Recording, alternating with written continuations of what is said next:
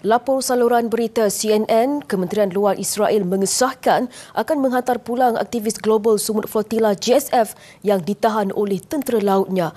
Menurut kementerian itu di laman X, beberapa kapal JSF telah dihentikan dengan selamat dan semua aktivis tersebut akan menjalani prosedur pengusiran ke Eropah. Kenyataan itu dibuat selepas aktivis iklim Sweden, Greta Thunberg dan beberapa aktivis lain yang menyertai flotila ke Gaza ditahan oleh tentera pengganas Israel. JSF menyifatkan tindakan pengganas Israel memintas kapal-kapalnya sebagai serangan haram ke atas misi kemanusiaan tidak bersenjata. Rejim Israel bagaimanapun menuduh mereka kononnya tidak berminat untuk menyampaikan bantuan tetapi mahu mencetuskan provokasi.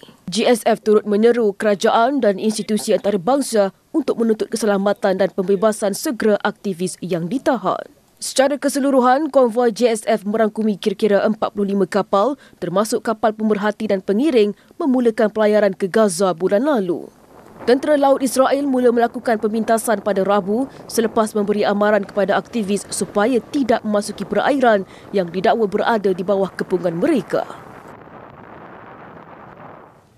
Terdahulu, pasukan keselamatan Israel menahan lebih 200 aktivis yang menyertai konvoi global Sumut Flotilla JSF dalam usaha menembusi sekatan maritim ke Gaza.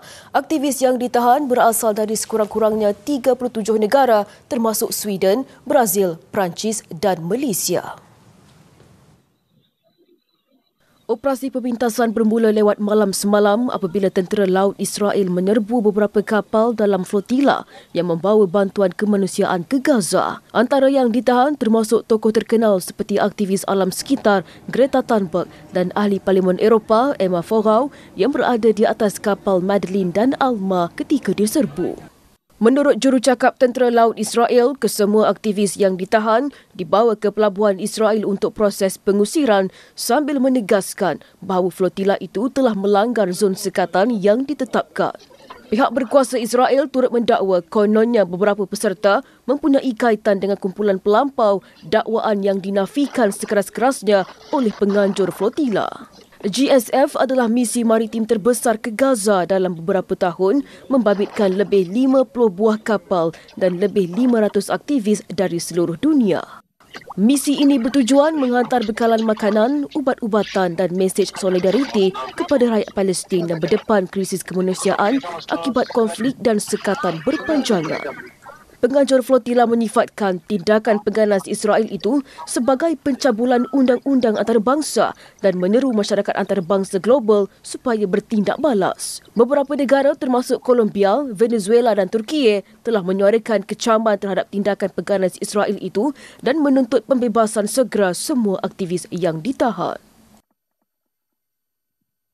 Sejurus selepas tindakan tentera laut Israel memintas konvoi global Sumut Flotilla yang membawa bantuan kemanusiaan menuju ke Gaza, ribuan penunjuk perasaan di Itali segera membanjiri jalan-jalan utama di Rom membantah tindakan Israel itu. Demonstrasi besar-besaran itu turut menyahut seruan Kesatuan Sekerja Utama Itali untuk melancarkan mogok umum esok. Para penunjuk perasaan membawa sepanduk dan melaungkan slogan solidariti bersama rakyat Palestin sambil mengecam tindakan pengganas Israel yang disifatkan sebagai pencabulan hak asasi dan undang-undang kemanusiaan antarabangsa. Flotila bantuan tersebut dilaporkan membawa bekalan perubatan dan makanan untuk penduduk Gaza yang terjejas akibat konflik berterusan. Beberapa kesatuan sekerja Itali turut menyatakan sokongan terhadap demonstrasi tersebut dengan menyifatkan tindakan pengganas Israel sebagai tidak berperikemanusiaan dan menyeru kerajaan Itali serta Kesatuan Eropah agar mengambil pendirian lebih tegas terhadap pencerobohan tersebut. Menurut penganjur, demonstrasi di Rom merupakan sebahagian daripada gerakan solidariti global yang semakin berkembang dengan protes serupa dijangka berlangsung di beberapa bandar utama Eropah termasuk Paris, Berlin dan Madrid. Pihak berkuasa Itali mengawal ketat perhimpunan tersebut namun suasana kekal aman dan tertib. Jurucakap polis menyatakan bahawa tiada insiden besar dilaporkan setakat ini. Tindakan pengganas Israel terhadap flotila bantuan ke Gaza telah mencetuskan kecaman antarabangsa termasuk daripada Pertubuhan Hak Asasi Manusia dan Badan Kemanusiaan yang menuntut akses tanpa halangan kepada wilayah yang terjejas.